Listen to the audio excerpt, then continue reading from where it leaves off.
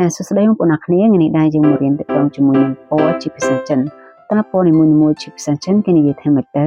ចាអញ្ចឹងមុននឹងយើងដឹងពណ៌ទាំងអស់នោះជាដំបូងគឺយើងត្រូវមកស្គាល់ពាក្យថាពណ៌ជាមុនសិនអញ្ចឹងពណ៌ភាសាចិននិយាយថាយិនស័ក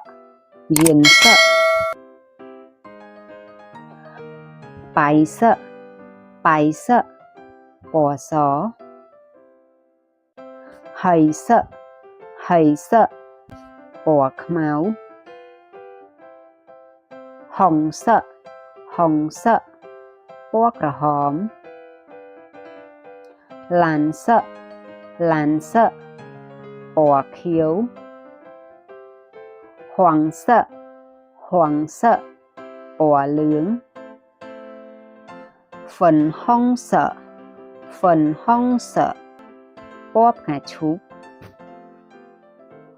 លឺស័កពណ៌បៃតង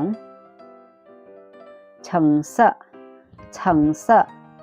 ពណ៌ទឹកក្រូចហួយស័កពណ៌ប្រផេះចុងស័ក